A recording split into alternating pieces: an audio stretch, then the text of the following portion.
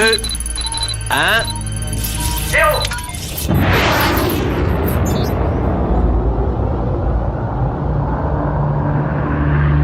Aujourd'hui, nous allons parler de la Voie lactée.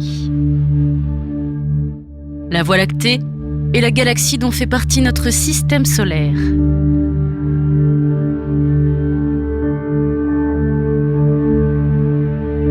Cette désignation, pour parler de notre galaxie, remonte à la mythologie grecque. Dans le récit le plus courant, Zeus désire rendre son fils Héraclès immortel. Pour ça, il lui fait téter le sein d'Héra, alors endormie. Cette dernière s'en rend compte et essaie d'arracher Héraclès de son sein. Elle y parvient, mais en laissant une giclée de lait s'épandre dans le ciel. Cette giclée de lait forme la Voie lactée.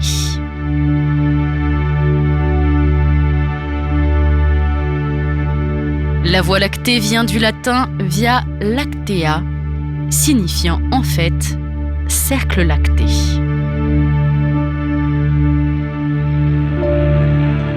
De profil, notre Voie lactée ressemble à un disque. Du dessus, elle forme une véritable spirale. On parlera d'ailleurs de galaxie spirale. Les astronomes organisent le plus souvent la structure stellaire et le milieu interstellaire du disque de la Voie lactée en 4 bras spiraux.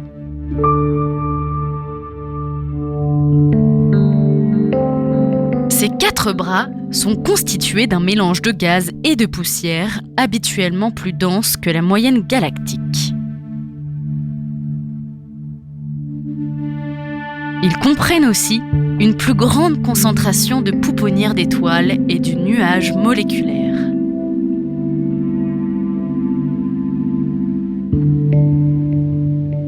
La structure en spirale de la Voie lactée est totalement hypothétique et aucun consensus ne s'est dégagé sur la nature des bras spiraux. Les bras galactiques peuvent de façon imprévisible se diviser, fusionner et se tordre. Pourtant, comme dans la plupart des galaxies spirales, chaque bras suit grossièrement une loi logarithmique.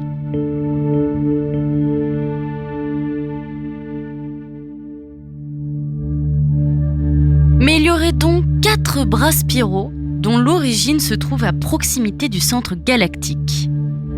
Le bras de Persée, le bras de la règle et du cygne, le bras écru-croix et le bras Sagittaire-Carène.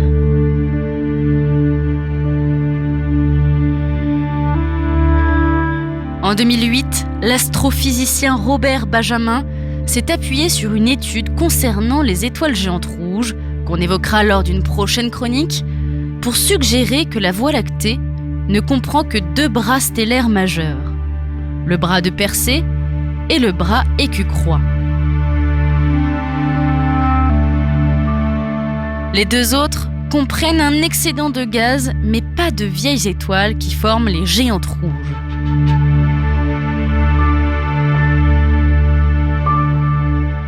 Les résultats d'une simulation publiée en 2011 laissent penser que les bras spiraux de la Voie lactée sont en fait le résultat de multiples collisions de notre galaxie avec la galaxie naine du Sagittaire.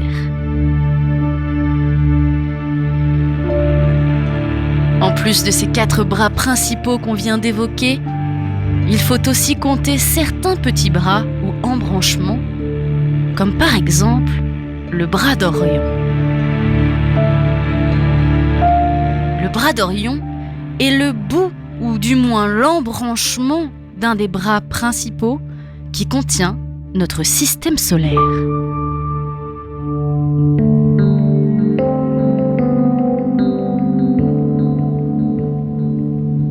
Grossièrement, nous savons donc que la Voie lactée est composée de 3 grandes parties, d'un noyau central, qui est en fait un immense trou noir, appelé le bulbe galactique ou encore Sagittarius A, d'un disque galactique composé des 4 bras principaux et de minimum 2 embranchements. Ceux-ci sont composés principalement donc d'hydrogène et d'hélium. On y trouvera aussi des astres jeunes et riches en éléments lourds. Et enfin notre 3e partie qui entoure les 2 autres, le halo galactique.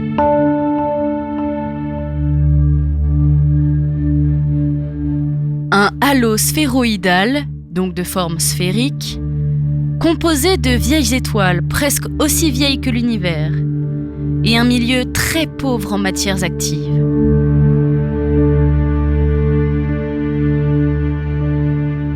Ces vieilles étoiles d'ailleurs, d'environ 13 milliards d'années, se regroupent en amas dits globulaires, des amas regroupant des centaines, voire des milliers d'étoiles, voire encore des centaines de milliers d'étoiles.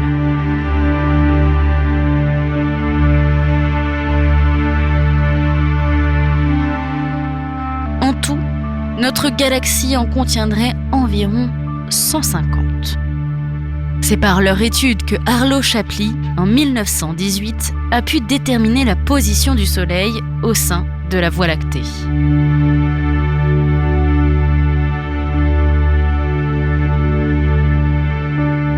En parlant de position et de distance, il faut savoir que notre galaxie a une taille immense. On lui attribue un diamètre entre 100 000 et 120 000 années-lumière pour 1000 années-lumière d'épaisseur. Notre système solaire, qui se situe dans le bras d'Orion, un bras mineur de la galaxie donc, se trouve lui à environ 27 000 années-lumière du centre de la Voie lactée.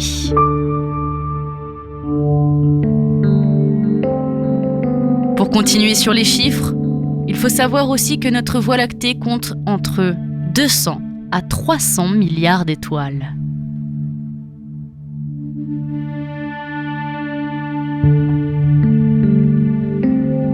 Parmi les exoplanètes, les systèmes solaires, les étoiles et la poussière, nous trouvons également dans notre galaxie des trous noirs. Et dans notre Voie lactée, on estime leur nombre à près de 100 millions.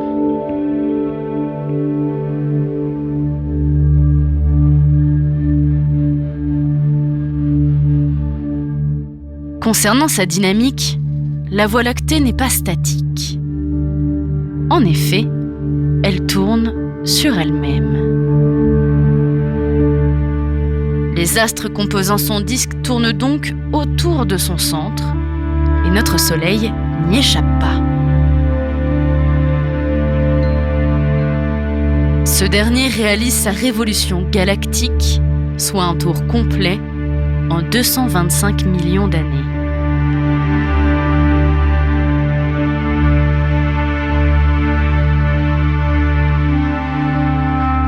Ceci étant dit, il faut savoir que tous les objets célestes constituant notre Voie lactée ne tournent pas de la même manière. Et oui, les orbites sont dites différentielles.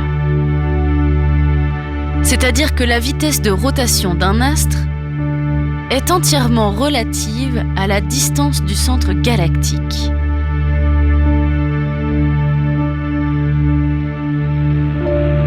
Sa vitesse changera donc selon la distance qui la sépare du centre de la galaxie.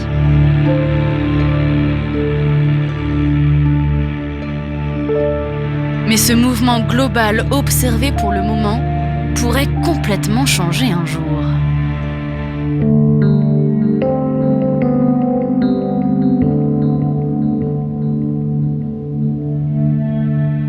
Il faut savoir que l'univers n'est pas aussi tranquille que ce que l'on croit. Alors que nous avons déjà évoqué l'attraction exercée par les planètes sur les astéroïdes, il faut aussi savoir que la Voie lactée attire et aspire certains objets célestes inconnus. Actuellement, La Voie lactée absorbe les étoiles de la galaxie naine du Grand Chien et du Sagittaire. Une action qui n'a pas de réelles conséquences pour le moment. Mais qu'en sera-t-il dans 4 milliards d'années ?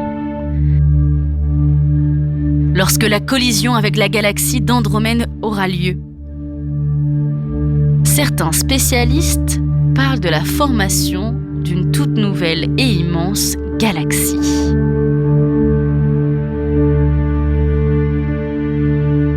Comment fonctionnera celle-ci ?